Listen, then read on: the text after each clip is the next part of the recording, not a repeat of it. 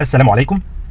الدايره اللي قدام حضرتك دي اسمها ايه؟ اسمها different pressures في الاكستنشن والريتراكشن. يعني ايه يا فندم؟ يعني حضرتك انا بيكون موجود عندي في بيستم، البيستم ده بيعمل المشوارين بتوعه اللي هم مشوار الفرد واللم، وحضرتك انا حاطط ليميتيشن على الضغط، والليميتيشنز دي مختلفه. يعني ايه يا فندم؟ يعني حضرتك مشوار الفرد عندك هنا الضغط بتاعه ما يعديش قيمه معينه، ومشوار اللم الضغط بتاعه ما يعديش قيمه معينه. يعني الريليف او الحمايه عندك هنا بتحصل عند قيمتين مختلفتين. يعني مشوار الفرد ليه حمايه مختلفه عن المشوار بتاع اللم. دي الفكره بتاعت الدايره دي، حضرتك بتبقى مفيده عندك في اجزاء الماكينات بتاعه المصانع، وبتبقى مفيده ايضا في الروبوتكس. طيب هو الفكره دي تمام حضرتك احنا بنعملها ليه؟ علشان خاطر والله في احد المشاوير لو حضرتك زاد عندك اللود عن حد معين ما يحصلش عندك زياده في الاجهادات، وبالتالي يحصل عندك فيلير في الاجزاء الميكانيكيه.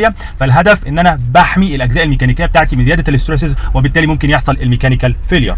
طيب ايه المكونات الموجوده عندي هنا في الدايره؟ عند حضرتك هنا في تانك، بعد كده في يوني دايركشنال بامب، بعد كده في المين بريشر ريليف فالف انا ظبطه عند 180 بار، بعد كده عندك دايركشن كنترول فالف 4 بورت 3 بوزيشن، بعد كده في 2 وركينج لاينز. دايره سيمبل قوي تمام، رايحه عندك هنا على البيستم بتاعك اللي هو الدبل اكتنج تمام. وزي ما حضرتك شايف كده ان الفرع ده اللي هو بتاع المشوار بتاع الاكستنشن راكب عليه بايلوت اوبريتد بريشر ريليف فالف، انا هظبطه عند 150 بار، وحضرتك ودي ارقام يعني انا اللي مالفها يعني. وعندك هنا الوركينج لاين بتاع الريتراكشن انا حاطط عليه بايلوت اوبريتد بريشر ريليف فالف ظبطه عند 120 باور حاجه زي كده يعني تمام. والفكره ان انا مستعمل بايلوت اوبريتد بريشر ريليف فالف علشان خاطر احافظ على البريسيجن، احافظ على الدقه. طيب تعالى كده نعمل سيميوليشن للدايره بتاعتي زي ما حضرتك شايف كده تمام.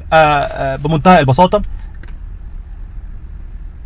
تعالى نرجع تمام. ادي الدايره بتاعتنا بمنتهى البساطه بتبتدي الترومبه بتاعتك تطلع فلو، فهتلاقي الكلوز سنتر بتاع الدايركشن كنترول فالف ده. طيب وبعدين فالفلو عندك هنا مش لاقي سكه غير البريشر ريليف فالف الرئيسي اللي اعداد الضغط ده بيقول لي ان هو مظبوط عند 180 بار. جميل جدا. طيب وبعدين حضرتك انت عندك هنا في البارل بوزيشن والكروس بوزيشن. البارل بوزيشن ده يخلي لي ده يعمل اكستنشن، يعني يبتدي ان هو يطلع لقدام ويعمل المشوار بتاع الفرد، والكروس بوزيشن يعمل لي مشوار اللم. طيب حلو قوي. انا حاطط لود على البيستم ده يكافئ 100000 نيوتن في المشوار بتاعي يا فندم، المشوار بتاع الفرد، وحاطط لود يكافئ 50000 نيوتن تمام في المشوار بتاع ايه؟ بتاع اللم. تمام.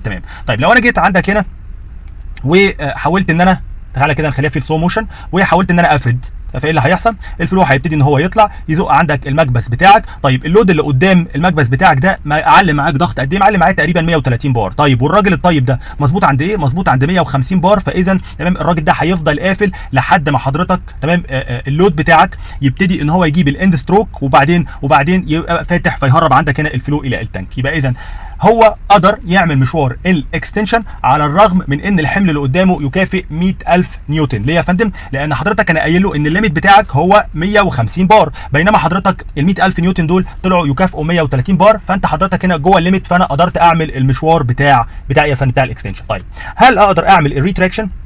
ده حضرتك مظبوط على كام؟ ده حضرتك مظبوط على 80. اسف ده مظبوط على 80 بار. طيب تعالى كده نعمل مشوار الريتراكشن تمام.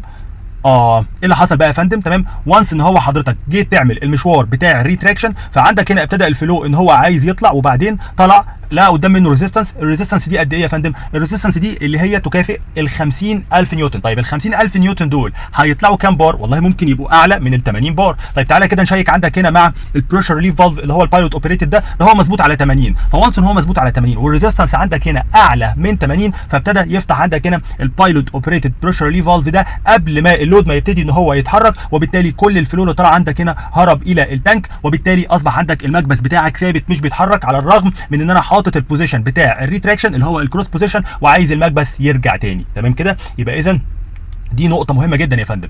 ان تمام حضرتك انا حميت عندك الاجزاء الميكانيكية بتاعتك من ان هي يحصل لها بقى تمام هايلي ستريسد، تمام ان هي ما تبقاش مضغوطة بشكل كبير جدا وعليها اجهادات كتير جدا، وممكن ان هي تتكسر ويحصل فيها عندك هنا مشكلة. فاذا الهيدروليك هي اللي عملت لي الحماية دي، وهي اللي عملت لي الفرملة بسبب البايلوت اوبريتد بريشر ريليف فالف الموجود عندي. طيب لو انا حضرتك عايز تمام اعمل الريتراكشن المفروض اعمل ايه؟ المفروض حضرتك ان انا اظبط عندك ده تمام. طب تعالى نجرب، هم والله نشوف ال 50000 نيوتن دول ممكن يشتغلوا عند كام؟ طب ايه رايك نخليهم مثلا 90 بار نشوف هيعمل ريتراكشن ولا لا.